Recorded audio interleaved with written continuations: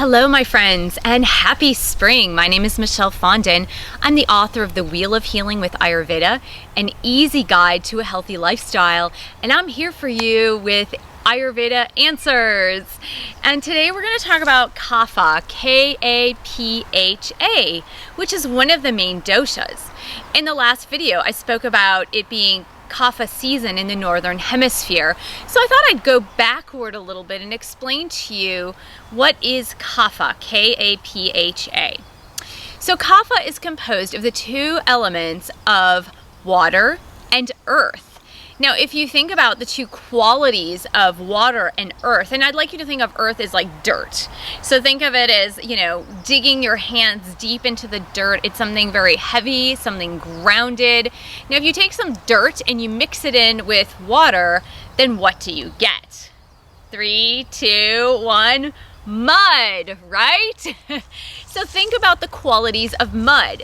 Mud is very heavy, it's viscous, it's thick, it's gloppy, it's wet, it's dense, it's very dense, right? So if you've ever watched a little kid at play at the beach and they pick up a bucket of sand to make a sandcastle, and then they fill that bucket with the sand with water, and then if you've ever watched a little kid walk from the seashore back to the place where he was building the sandcastle, and you notice that the bucket is much heavier, so they have a harder time. So you often see these little kids like trying to drag the bucket with the mud back to their sandcastle area.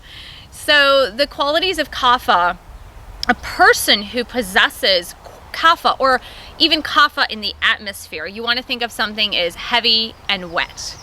So a person that has the type of a Kapha type, they're going to be much larger.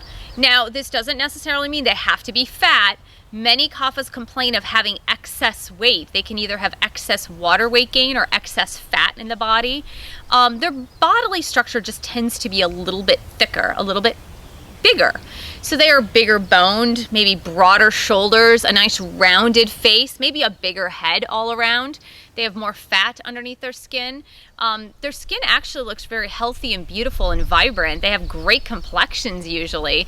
Kapha types are not the ones to get the wrinkles, which those of us that are Vata types get very jealous of because we have thinner skin as a Vata type. They tend to put on excess weight though. So they enjoy sweets, they enjoy being sedentary, and it's not a bad kind of sedentary, they're just very content where they are. So they tend to move slow, even when walking, they tend to saunter versus walking, and they tend to be at the back of the pack if there's a group of people walking, but they really enjoy life. They like things to stay the same, they like their patterns, they like their routine. They even like their homes to stay the same. They don't like things ruffled too much. Kapha types are very loving, trustworthy, kind, compassionate, open. They're receivers. They like to receive love from others, and they like to receive just that relationship. And so they're really into the relationship, and they're trustworthy, and they're grounded, and they're loyal to their relationships. And so Kapha types consequently make very good listeners. So they tend to be great at listening because they're really not moving anywhere. They're also very compassionate and loving. They're affectionate. They like to give big warm hugs, and think of that grandmother in the kitchen baking the cookies, and when you were a little kid, that grandmother just holding you in her bosom and just making everything feel okay. All of your problems just kind of dissipate away in the midst of a Kapha type. They really don't tend to complain much. Now, when a Kapha type tends to get out of balance, however, this can be challenging for a Kapha type because they do tend to put on excess weight, water, weight gain. They tend to get depressed. Now, one of the reasons is because they have a hard time expressing their feelings. They tend to be, like I said, recipients. They're receiving from others, so they tend to take it all in, and they can accumulate a lot. And so by the time they become depressed, they really haven't expressed their emotions freely. They've kind of just held it all inside. And they tend to become possessive or greedy in a relationship.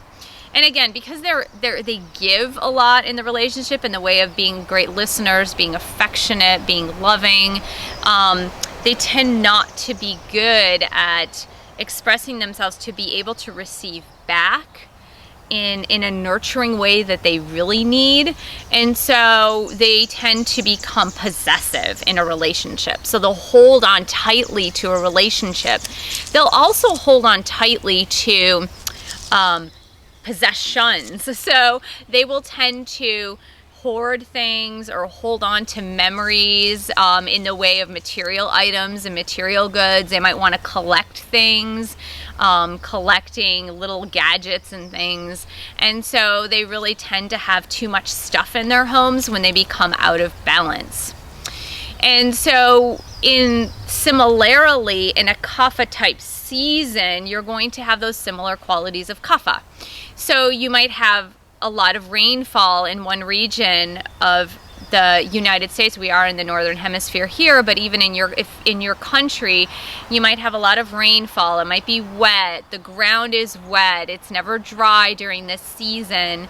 Also, because of that moisture in the air, molds are growing, pollen is present, all these things are happening, and so people tend to get allergies, which is a Kapha quality. So people that have a lot of Kapha in their mind-body type are going to have a tendency to get more allergies at this time. Kapha also, because it's from the earth, it is a colder dosha, meaning that Kapha types, they're going to be a little bit on the cooler side if you touch their skin. And so it's really important for a Kapha type to stay warm. Now, a really effective way for a Kapha to stay warm, especially in the spring season, when Kapha is really mounting at its height, and a person who has Kapha needs to lower the amount of Kapha, not exacerbate it. So we really don't need more of what we already have. So one way to do this is getting a Kapha type moving. You really want to get them out walking, get them swimming, get them in, movement positions that feels comfortable for them. But a little more rigorous type of activity is really recommended for a Kapha type.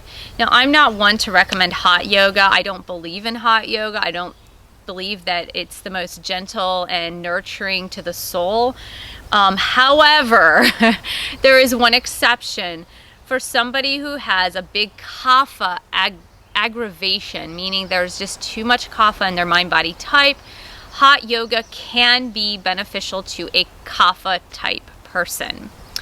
Now, the challenging part is, how do you get a Kapha type off the couch and moving? It's going to take a very motivated type of person to get that Kapha moving. If you are a Kapha type, the counterbalance to excess Kapha is movement. So you really need to get yourself moving. A little bit of caffeine won't hurt, especially if you're feeling that sluggishness, that drowsiness, if you feel that you're sleeping just way too much, if you're oversleeping. Kapha types tend to get around 8 hours to 9 hours of sleep a night. If you find you're exceeding 8 to 9 hours of sleep a night, or if you find yourself napping during the day, it's really beneficial to get out and move, and then start eating lighter. Kaphas can also do well with eating only 2 meals per day. So I would say a mid-morning meal, and maybe, about 10 o'clock, and then maybe eating another meal around 5 o'clock. And usually, especially during a Kapha type season, Kaphas tend to do very well on just eating a couple of really well-balanced big meals in a day. And if you're truly a Kapha, you understand this. If you're not a Kapha type, you're probably going, what? I don't get this. But I've counseled in my practice many people who are Kapha types, and they tell me, quite frankly, they just don't get hungry. They forget to eat, and oftentimes they're not eating enough calorie-wise within their meals, and so that slows their metabolism down even more. So you want to keep a Kapha type balanced through eating full, all 6 taste meals that I speak about in the Wheel of Healing with Ayurveda. Following that Ayurvedic type diet for a Kapha type is really going to be helpful. But get out and move. Really enjoy the fresh air. Take a class on being able to express yourself, either through writing, through speaking, something that's going to get those emotions moving out as well. You want to be able to have those emotions moving outward if you're starting to feel blue, if you're starting to feel depressed, especially during this season. Another thing that is helpful are moving meditation. So meditation is wonderful for everybody across the board, but for a Kapha type, a moving, walking meditation is really helpful. So either getting a CD or a tape or a tape, I can't believe I just said that, that's really strange. Okay, going back to the 80s, getting a CD or an MP3 file that's going to motivate you into a moving meditation. There are many guided meditations that can help you do this. So you could just, put it on your iPhone or whatever, your Android, and put your headphones in and just start walking. And you can have this guided walking meditation that might have a little bit of more upbeat music in the background, really to help you get moving. But walking meditations are wonderful for Kapha types. So I hope you're enlightened learning a little bit more about Kapha. Also, please email me your Ayurveda questions, your questions about Ayurveda to Michelle Fondin author @gmail.com, and I most definitely will answer your questions about Ayurveda in these YouTube videos. Thanks so much.